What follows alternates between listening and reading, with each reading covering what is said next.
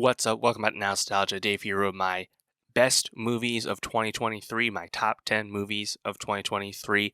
I've been waiting until I saw just a few more things in early January before I wanted to do a top 10. I'll, of course, be posting my full long list of everything I saw on Letterboxd in a little bit longer. There's a few international releases still to come in February, but shit or get off the pot. Got to get the top 10 list out. Of course, my top 10 TV shows, my top 10 albums, my top 10 songs, and my top 10 K-pop songs are all already out now. YouTube.com/nostalgiapod. See the links below. Get those if you missed them. But movies, of course, had to talk about that. I've seen over 100 movies from 2023, so I feel like I have a pretty well-rounded take on this, and I'm going to get into that top 10. Every movie I'm going to talk about in my top 10, I've actually done a full review of earlier in the year, so I'm going to be a little bit briefer with the top 10, but of course, check those reviews out if you want more on any of those movies. And before we get into that, there's just a few highlights I think we got to talk about with the year in movies, because I think there's quite a lot of takeaways. Obviously, we have to start with Barbenheimer, right? Greta Gerwig's Barbie, the number one movie of the year, but even more, I think, surprising to me, Christopher Nolan's Oppenheimer grossing over $950 million worldwide as a 3-hour R-rated biopic film. Just an absolute incredible phenomenon, we had seen, meme-driven, internet-driven box office in a smaller scale recently with, the Gentle Minions push for the Minions film, for example, Minions: The Rise of Gru. But Barbenheimer clearly exceeded any and all expectations, and I think kind of helped save the box office. Honestly, huge thing, right? Obviously, a lot has been said about Barbenheimer, but it's really should not be overlooked what that was accomplished. Obviously, the Hollywood strikes are a huge thing that happened in 2023, both the writers and the actors, and as a result, we'll be feeling that pain in the release calendar in 2024 as a lot of stuff got delayed. But honestly, as we know, it's been covered ad nauseum. Those strikes were certainly worthwhile for what they were able to push forward as the industry needed to refresh some things. Also, I think pretty undeniable was superhero fatigue at the box office in 2023. We certainly hit the nadir of the modern superhero film, comic book film apparatus. And, it was not just DC taking some L's, although they certainly did, as the box office really created for a lot of their movies, as we know that the reset to come was previously announced under James Gunn.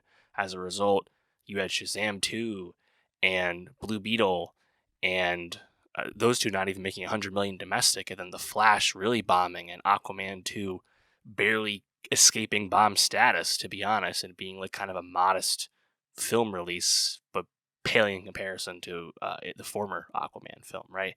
And then on the Marvel front, I think creatively, a lot of people just lost some patience with that, and obviously this is a complicated issue, partially, I think, driven by the so-so product and volume of product on Disney Plus, right? Secret Invasion kind of felt like the creative nadir for Marvel.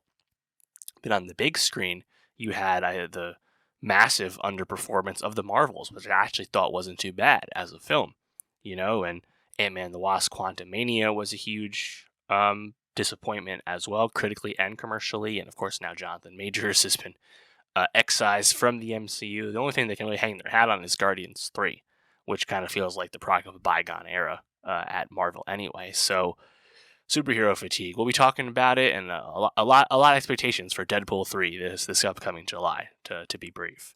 Also, I think similar things. It's kind of box office stuff, right? Like we had some of the biggest performances ever from Indian movies domestically with Pathan and Jawan and Animal. Like some of the best performances we've ever seen from Indian Bollywood and Tollywood releases in the U.S. happened in 2023. Really cool. Also, a bit more high profile would be the performance of some Japanese movies in the U.S. with Godzilla -1 and Studio Ghibli's The Boy and the Heron, where both movies, I think, really performed. Godzilla -1, I believe, is the second highest grossing Japanese movie in the U.S. ever, and that's behind the first Pokemon movie, which, had a big cultural imprint and obviously an excise box office as a result in the U.S. Really cool to see that. Also really, I think, helpful for the box office, as December started to tail off there. And then similarly, Godzilla Minus One again, as well as Gareth Edwards, the creator. Those are two movies that look absolutely amazing, and yet they have modest budgets. Reading about how little Godzilla Minus One costs, I believe it's like 30-ish million, sub 30 million, and like how amazing that looks for a blockbuster movie, of production. And the creator, which costs a bit more than that, but that looks like a movie that should cost 300 million, not like 80 or whatever it is, and I think those two movies and the aesthetics of what they do and the scale they achieve, despite the budget being in check, hopefully that will be a sign of a kind of reality check for a lot of Hollywood filmmaking, right? Where the budgets have really ballooned. And part of that had been COVID, related, and some of that will come down. But largely, like, look at how expensive Indiana Jones and the Dial of Destiny was, or Mission Impossible. Again, some of these are COVID delay related, but also like Elemental, a movie that opened so low, but then legged out to make almost $500 million, but somehow had a $200 million budget. That should have been a way bigger hit than it ended up being due to that big budget. And then you contrast that with, again, Godzilla Minus One and the creator looking so amazing while keeping that money in check. I hope that's a sign of things to come with blockbusters, as we know that, I think the desired success model has to come down. A big trend with this year was more confirmation that the China box office will not return to the levels it previously was at for Hollywood films. There's just less interest in Hollywood movies in China than there previously was, partially because China makes a lot more of their own movies and a lot more of their own blockbusters now, and it's just not what it once was, and that's a big hit for superhero movies, but also other movies. So, in general, I think costs, have to be appropriated. But again, Godzilla Minus One and the creator show what can be achieved when you have a thoughtful, I think, production. And kind of related to the Marvel thing, but really tough year for Disney because again, like they just had a lot of bombs, a lot of blowups, right? Haunted Mansion, big loser. Unfortunately for me, I liked the movie, but Indiana Jones 5 didn't do too good. I mentioned the Marvel stuff, Elemental basically broke even through the grace of God, but Wish, didn't do too good either. So, a lot of tough sledding ahead for Disney as well. But yeah, those are just some like top level things that kind of come to mind for me. So a lot of news, right? And looking ahead, I think the obvious stuff is just how well will the box office do with just less product in the marketplace, particularly in the first half of the year. We'll see. That's just getting going for us right now. But yeah, nonetheless, I think 2023 was honestly a fantastic movie year. Certainly the best movie year of the pandemic era. Significantly better than 2022, in my opinion. Just a really stacked year. There's a lot of bangers, a lot of A-list filmmakers, a lot of legends of filmmaking past, some older fellas coming back with some heaters for us. A lot of big name people, but a lot of newcomers as well. It was a big year, and making a top 10 was challenging. I like a large part of my list, and I'll do honorable mentions at the end. But had to narrow it down. So let's just get right into it with number 10, and I'll do 10 to 1 honorable mentions at the end. Again, check the links below, youtube.com/nostalgiapod for individual reviews of all these movies that I'm going to talk about. But yeah, let's get right into number 10, which is Yorgos Lanthimos' Poor Things. Yeah, Poor Things. I think this is a movie that's really hard to deny, where you have the return of Yorgos, but this is him, kind of doing his black comedy styling, but doing it in like this really lavish, like almost like fairy tale type setting, and reuniting with Emma Stone, another tremendous performance for her in a Yorgos movie following The Favorite, and just I think the journey that Stone's character Bella Baxter goes on in this movie, where you get all that Yorgos humor again, reuniting with Tony McNamara for the screenplay, and this movie's total blast. Definitely unique, has that Yorgos sensibility. There's some quirks to the movie, but I really liked it a lot. I think the reason I have it at 10 and not maybe a little bit higher, like this is obviously a popular, year-end movie for people, is I think the movie's just a hair long. I think there's some parts to it that drag or don't work as well as others, or maybe like you kind of get the point. But I thought the movie was really impressive. I think the way the movie also stands out for not being afraid to show sex and sexual interest on the part of its character, but also I think the politics and ownership of sex from like the female perspective. Like I thought that was all really impressive. And hats off to Stone for being an American movie star, not afraid to actually like show herself nude to quite a lot of degree. Like you just don't get that anymore. We're pretty conservative with sex in movies these days. So it gets a lot of points for me just for standing out and being different in that regard. But none of it ever feels exploitative to me. It's all actually like really like about the character's point of view, and like I think has like really important like thematic richness to what's going on there. The whole cast is pretty dynamite. Mark Ruffalo really shines as Duncan. Willem Dafoe reliably doing Willem Dafoe things. Rami Youssef, probably the big surprise of the movie, a big movie role for him as a TV actor. Christopher Abbott is really good at the end. That's a part that didn't work as well for me. Part of like the length issue for the movie. Like I didn't quite need all that aside with his character, but he's good. Um, yeah, like this is also a movie that probably has the most CGI poor thing or Yorgos has ever had in one of his movies, and it's like good enough. Stuff with the boat uh, doesn't look amazing per se, but I think thematically it's everything you kind of want in the Yorgos movie, and it's Emma Stone being a movie star, which is obviously always great because she's one of the best we have. So poor things for me, number 10. Number 9 for me is American Fiction, the directorial debut from Cord Jefferson. This movie was on my attention from the start because I had been a big fan of Cord Jefferson as a writer. He had really made a name for himself as one of the biggest and I think most prolific, writers in TV over the last, 5 plus years. Obviously winning an Emmy for HBO's Watchmen. And then when you realize that his directorial debut is going to feature just an absolute stacked cast featuring Jeffrey Wright, Tracy Ellis Ross, Issa Rae, Sterling K. Brown, Keith David, etc. It's like, goddamn, let's go. And Cord, this is not like the most like lavish cinematic movie per se, but what it actually is I think a really well directed, really awesomely conceived first feature where this is both a intimate and like really touching and genuine family drama, but also at the same time being, I think, a really thought-provoking satire where it's really tackling, I think, race in a amusing, current, not pandering way.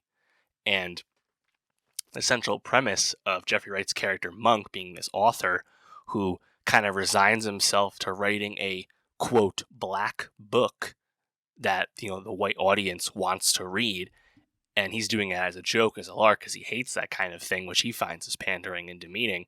And then the book ends up becoming a huge success, and he has to deal with that and this persona he's created under a pseudonym. Like, I think all of that conceit is just kind of amazing. I thought the movie was really funny, really smart. And, some people have some issues with the screenplay where they feel like maybe it bites off a little bit too much by the end, or maybe doesn't resolve all the way. But I mean, for me, I thought all the satire, all the comment really worked. And then the big surprise is how well the dramatic family stuff really works. Like Sterling K. Brown, unsurprisingly, but another amazing performance from him in a supporting role. Yeah, I think it's like a really good time movie as well, but also like tackles, I think, some like really important stuff in a very humorous, like laugh out loud kind of way. So shout out American Fiction, and obviously shout out Cord Jefferson, who probably will have his pick of projects after this movie. Number 8 for me is The Iron Claw from Sean Durkin, the wrestling drama story about the Von Erich wrestling family. Man, I mean, this is a tough watch for sure. It's a tearjerker. It is a sad, difficult time overall. But man, I thought this was so good. I thought the performances were amazing. I thought all the dramatic tensions and the like difficult beats of the plot really land. And like it's a punishing movie, but man, like to me, like I thought it was really moving, really effective. Zac Efron as Kevin Von Erich, the one Von Erich family wrestler who survives, this family's plight. The best thing Efron's ever done, without question. and he's someone I've liked in comedic roles before. Shout out Neighbors, but goddamn, he is really tremendous. In a dramatic role, handling a lot as Kevin Von Erich almost becomes subsumed by this belief that his family is cursed, and that's why his brothers keep dying. You know, those brothers though like make a big impression despite being supporting roles. Jeremy Allen White does a great job as Carrie Von Erich. You have Harris Dickinson as well. I thought like just the three of them together, it was kind of lights out. And Holt McCallany is pitch perfect as Fritz Von Erich, the family patriarch, who is also I think on the short list of dipshit movie dads. Like it just really turned up well. Maura Tierney as the mom from a completely different type of performance and angle, also really good. Like, I mean, I think the movie, like, as someone who didn't know really anything about the Von Erich story and not even a wrestling fan, I think the movie does a really good job of welcoming in non-wrestling viewers. And there's a really, I think, really wise, well-written scene between Lily James and Efron at the diner when they explain wrestling to the common man. But the sports stuff itself, when you're seeing the wrestling happen, it looks great. It looks very convincing. The athleticism is certainly there from these guys who all got super fucking ripped for this movie. But the dramatic stuff really lands. And I think the ending, the like dream state, heaven-esque ending, I think that actually pays off well because the movie earns that sort of thing. So yeah, shout out the Iron Claw, which, kind of became a bit of a sleeper-ish hit for A24. I think kind of exceeded box office expectations, which is great to see. It sounds like this movie is not going to be in the awards conversation to a strong degree, which has been unfortunate. But overall, I think this is a movie that will kind of last because it's really, I think this is really affecting and really captivating in everything about it. So shout out the Iron Claw. Number 7 for me is Ferrari for Michael Mann. Michael Mann's first movie since 2015. Michael Mann, the first of 3 80-plus-year-old directors on my list, funny enough. Spoilers / hint for movies to come. But yeah, this is a movie that unfortunately did not perform well at the box office, which to me it is a shame because I think Ferrari is a absolute blast, to be honest. It's absolutely a Michael Mann movie. You know what you're getting with this. It is about a genius, troubled male figure and why his genius, troubles him and holds him down. In this case, Enzo Ferrari, played to me brilliantly by Adam Driver. Is the Italian accent a bit uneven? Sure. But to me, Driver really imbues the presence and stature that Enzo had to carry at this time where this movie takes place, which is at a very critical time for the company of Ferrari as they basically race for their right to continue to exist and be financially independent, against rival Maserati as rival Fiat plots the, takeover attempt. And the racing to me is, I think, really well done. It's very coherent. It rips, like the racing stuff rips to me. I think it looks great, whether that's the test drive scene early in the movie or the actual Milia, whatever it's called, like the cross country rally-ish race that they do as the big set piece.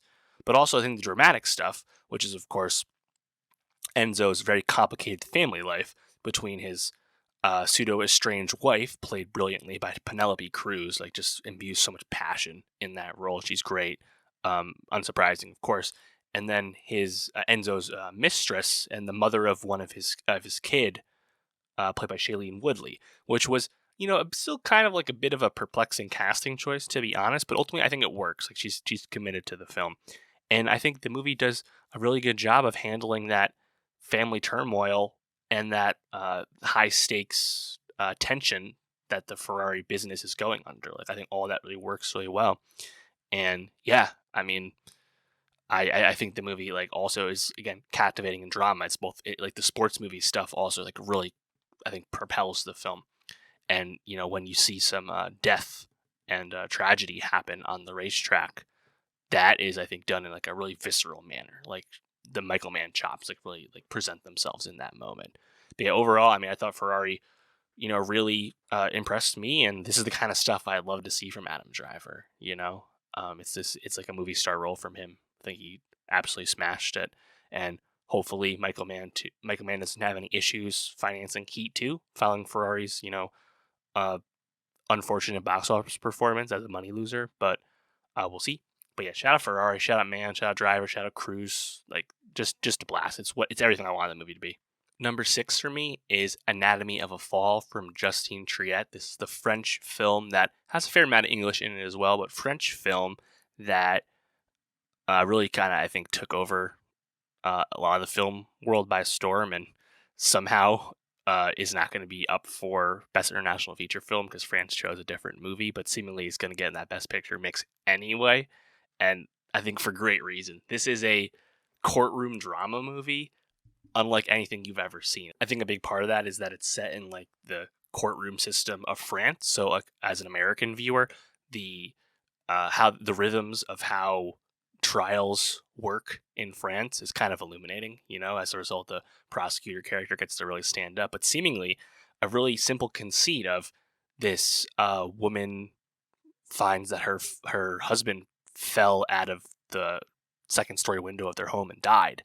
And then she finds herself as the chief suspect and has to defend her innocence and meanwhile shepherd her or protect her young son from hearing all this testimony, or at least that's what she wants to do. And I mean, this was, I think, a really there's so much tension to this movie, but also so much rhythm to it, where even though it's for a big part of it just a hardcore, straight down the middle courtroom proceeding, there's just so much amazing touches to it. Sandra Huller as the lead role, just absolutely incredible in the movie. She has such charisma, and the big set piece with the movie is when we hear an audio recording played in court of this verbal turned physical altercation argument that Sandra had with her now dead husband, Samuel. And we see the movie, the movies take us into that scene and put us there, and we watch it unfold while the courtroom's listening to it. That's one of the best scenes of the year, I would say. And overall, I think just it's a very tight screenplay, and what happens with the young son towards the end, I think, is a really cool twist. But ultimately, I just thought it was really brilliantly written, and how it presents the conflict and the defense versus the prosecution in the court, and what it means to be a murderer versus what it means to be a bad spouse and things of that nature. There's a lot to chew on and think about with the movie, beyond whether you think Sandra actually killed her husband or not, but also beyond that, other ethical things. There's a lot to chew on with the movie. Big surprise for me, but I think it's a really rewarding watch for sure. It's one of those can't look away type movies once it gets going. So shout out Anatomy of a Fall. Number 5 for me is The Zone of Interest from Jonathan Glazer, his first film in 10 years. This is the second A24 movie on my list. And yeah, this movie, man, it's hard not to marvel at the incredible, impeccable craft to it, and also how unique that craft and conception is of this movie, where we spend time with the family of Rudolf Haas, the commandant of Auschwitz concentration camp during the, heyday of the Holocaust, during World War II. And the simple conceit of spending time with that family, the family of the overseer of the murdering and extermination of thousands of Jews at this one place. And yet, we only ever see the Haas family villa and yard and home. We never see Auschwitz itself, even though the house that the Haas family lives in literally shares a wall with the border of the camp. We're right there. We hear all the things happening in the camp: gunshots, yelling, screams, kerfluffles, etc. We see smoke plumes rising up from the crematoriums. We see all that. We hear all that. Yet we never see it. And that simple choice makes for, I think, one of the most unsettling, psychologically challenging movies I've seen in a very long time. And yet it's also just expertly done. I think the choice to film it in a certain way too, where you have all these fixed cameras throughout the house, so as a result the focus levels, the zoom levels never change. There's no pans or anything, and you feel like you're just kind of spying on the family as they go about their lives, and it's just the pure distillation of the banality of evil and what it means to be complicit in heinous acts, and also what it might mean when you're a younger person. Obviously, the Haas family had 5 kids that we get to know a little bit in this film, and seeing how they are uh, in connection to, or lack thereof, to what's going on. Like, I think there's so much to process when you watch this movie, but I think it's really done to brilliant effect, to be honest. And it's kind of like the anti Schindler's List, where that movie showed you everything about the horror, whereas The Zone of Interest shows you nothing visually. You only can hear it. And in a sense, maybe that's even more horrifying, you know, to be so close to it, literally, and yet not see it. And Sandra Huller, second performance on my list, where she plays Hedwig, the wife of Rudolf Haas, and I mean, another good performance from her as this really, you know, horrible person. Like watching her kind of offhandedly like joke about the clothes she gets to pick out from the taken from the Jewish female prisoners. Like, yeah, there's I think a lot to this, and the craft really impresses me. The conception of it really impresses me, but also just you know the fact that you can make, I think, something so new and rich in the field of World War II cinema, Holocaust cinema specifically. It's certainly a wide berth. We've seen a lot with that, but this, I think, really kind of like instantly like grabs you, and it's like, no, this is unlike anything you've ever seen. So, Zone of Interest, number 5 for me. Up there with the best movies of the year. I couldn't really make myself put it any higher, just because it's not a movie you ever want to see again.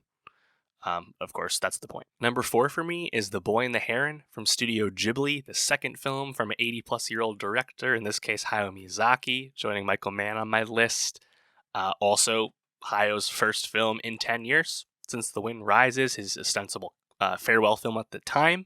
10-year wait, just like Jonathan Glazer on the list as well. Yeah, The Boy and the Heron, man, I had quite the Ghibli journey in 2023, where I ranked and reviewed all the Ghibli movies in the lead up to The Boy and the Heron. Of course, check that out if you missed it. That was a huge labor of love. Really loved doing that, but that took a lot of time, right? I sat with all the Ghibli movies, including the ones Hayao didn't make. And as a result, the Studio Ghibli trademarks, but also the thematic touchstones that make a Miyazaki movie specifically, was pretty fresh on my mind. So going into The Boy and the Heron, when I finally got to see it, and I was lucky enough to see it a bit early at a film festival, this movie immediately impressed me, because this is something that's so referential to the works of Hayao Miyazaki's past. And as a result, it is not a good movie to go into if you're not a fan, or at least familiar with that past work. Because a lot of those reference points, a lot of those touchstones, they're just not going to register for you necessarily. But for me, this is a movie that I think I've still only seen it once, and I saw it in the Japanese language with the subtitles. I never got to see the English dub. Shout out my guy Robert Pattinson. I should have seen that. Never got to it. It would be fun to contrast. Nonetheless, I think it's a movie that really kind of washes over you with all its influence and how referential it is to Hayao's work. And then on top of that, why that becomes very meta, right? As this is like the new Hayao ostensible farewell film, even though it's the comeback film. Again, the guy's very old. And the characters in the movie, and like where you place like Miyazaki, right? Where the titular boy is obviously yet another stand-in for Hayao, running away to the countryside from urban Japan during the firebombing of World War II, right? It's pretty familiar. But I think the fantastical stuff, like once we really get into like the new dimension, like it really sings, and I think that the parakeet army guys, some of the best humor ever in Ghibli, to be honest. I thought like that was some like a laugh out loud shit, honestly. Yeah, like I think like there's like so much to parse with it, but like I just really like I can appreciate like what it ended up being, which I think is a perfectly good standalone movie. But then if you understand all the references and the remixing of past Ghibli beats, to me was like just a big celebration. But also one of his murkiest and grayest, thematic movies yet. And like I was just really kind of blown away by everything the movie has going on with it. And I really hope Hayao sticks to his word about wanting to make something else. Again, we'll take anything. But if this is his last movie, I mean, it's quite the swan song because I think it's just so rich. There's so much going on, but in like the best way. So shout out The Boy and the Heron, aka How Do You Live in Japan. Number 3 for me is Killers of the Flower Moon from Martin Scorsese. Of course, Marty, the third 80-plus-year-old director on my list.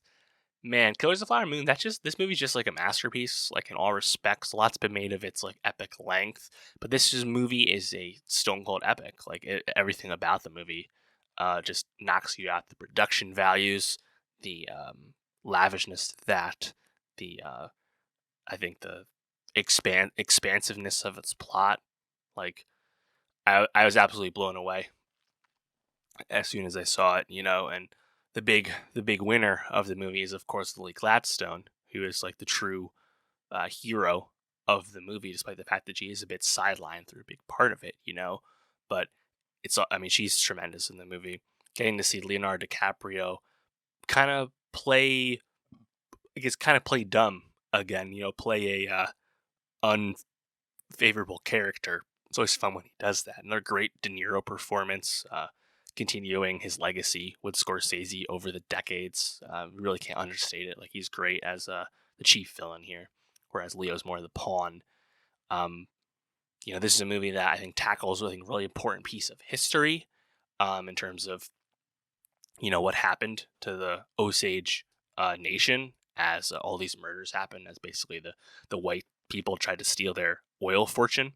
Like it's a difficult watch. There's a lot of, I think, a lot of violence you're seeing, right? But it's handling, I think, really important stuff as a result. And the movie also has, I think, some of the most beautiful stuff I've ever seen. Like I think the moment where Lily Gladstone's character, her mother, passes on, and dies, and we see her meeting some emissaries from the afterlife, basically.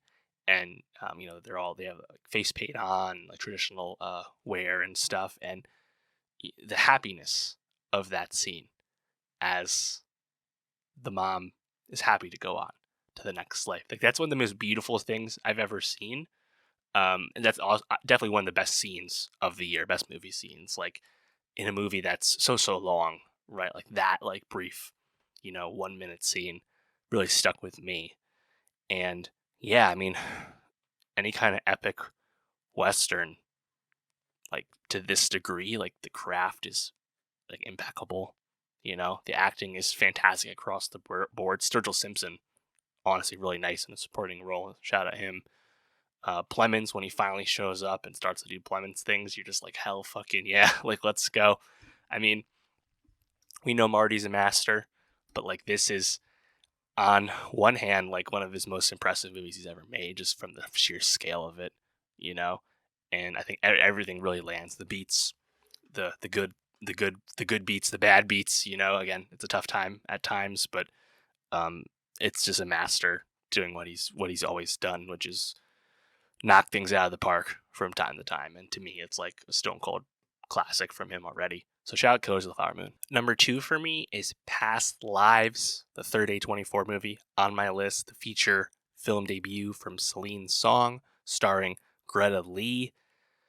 Number 2 for me, this movie absolutely rocked me, knocked me off my feet when I saw it back in June. And I'm so happy that it seemingly is going to be a Best Picture nominee because it's so justly earned. And I did a very long review about this movie, when it came out, 6 months ago. So check that out. But man, like to me, like this is a movie that really defies convention at every turn. Wherever you think something's going to go to a more familiar path, it doesn't go that. But for what it says about, I think, connection and the titular concept of past lives and what could have been or what could be to come, like the movie really nails that. And to me, like the ending, I was really like overcome. Like I was like incredibly moved by this movie. I think Greta Lee,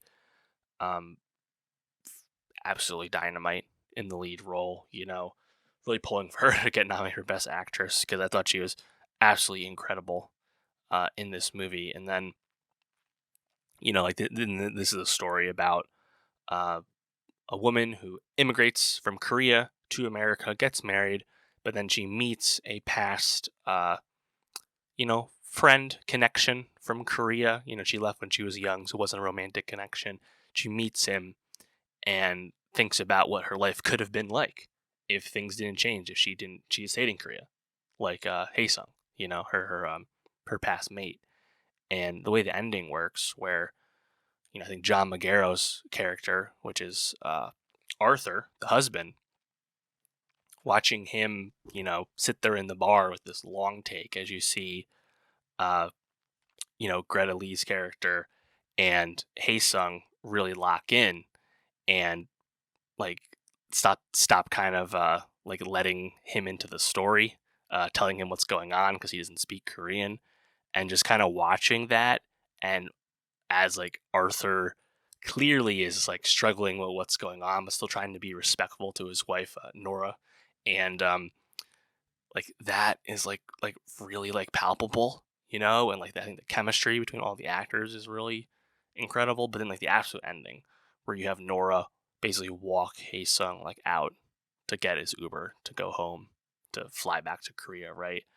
And you just sit there for a while, and like the camera pans to the left for you, so you're going back in time effectively as Nora is thinking about her past, and they say their goodbyes, and then she's just like overwhelmed with emotion and praises Arthur, and it's like I think just like thematically, like the drama of what this movie says about relationships, like again, like I think the whole build up to everything into this like absolutely perfect ending, like really knocked me out. So again, I had a really long review about this one, so check that out. But number two for me, like quite easily. And the only reason this movie isn't number one is because a little movie called Oppenheimer happened. Yeah, so number one is Oppenheimer, a bit unsurprising, but it feels a bit fulfilling that my genuine number one favorite movie of the year for the second year in a row is going to win Best Picture at the Oscars. Of course, my number one movie last year was Everything Everywhere All at Once, and that won Best Picture. Oppenheimer seems like a goddamn lock this time, and to me, it's for good reason. I've been a Nolan fan, of course, one of our I think signature directing talents, but also someone specifically who's able to bring his uh, presence and talent to a blockbuster scale and really do things few people can. You know, in Oppenheimer's case, I talked about Barbenheimer before, but on Oppenheimer's case, he was able to captivate so many people with a biopic movie, a historical biopic movie. You know, and this is about people in rooms. And the fact that this movie has so much goddamn tension and build up and rhythm and tempo to it, like I think this really speaks to that script, but also the propulsiveness of Nolan's direction. In general, there's plenty of drama to this story about the Manhattan Project and the creation of the atomic bomb under J. Robert Oppenheimer, as played brilliantly by Cillian Murphy. And yet, like the build up to the Trinity test, as the race against time and again, we know what's going to happen. We know the history. The tension is still there. The rhythm is still there. And when you actually see the Trinity test, it's like one of those like absolutely dynamite set pieces when you first see it for the first time, And the movie throughout is just littered with so many famous faces, so many characters, both big and small. So I think that is also a big element to it. Like it just feels like there's so much pedigree the entire time, you know. And I also was really into the third hour, which I know some people push up against at least a little bit. As we spend time with Oppenheimer getting dressed down as he's going to lose his security clearance. Jason Clarke doing Jason Clarke things, and conversely, you have Alden Ehrenreich's congressional aide character kind of going a little bar for bar with Robert Downey Jr. Like I think to me, like kind of culminating in the build up with the Einstein scene where we close the loop on the beginning of a scene that we had seen in the beginning of the movie, which is of course Oppenheimer talking to Albert Einstein as Downey's character, Groves, pulls up to see what they're up to, and seeing what that conversation was like between Oppie and Einstein, at the end. Sorry, Strauss is Downey, Groves is Damon's character. Like seeing like the continuation of that scene as the movie ends to me is really moving, and I think even though the movie's about Oppenheimer, right? So it doesn't show you like what happened to the Japanese, but to me it doesn't steer away from any of that by any means, to be honest. And I think just like the incredible craft and scale of the movie, the tension the movie has, the dynamite cast throughout, whether it's Emily Blunt, who's great in a kind of an unforgiving role, which is unfortunately a common trend with Nolan and female characters. I think she's still pretty great for what she is given to do. Same thing with Florence Pugh.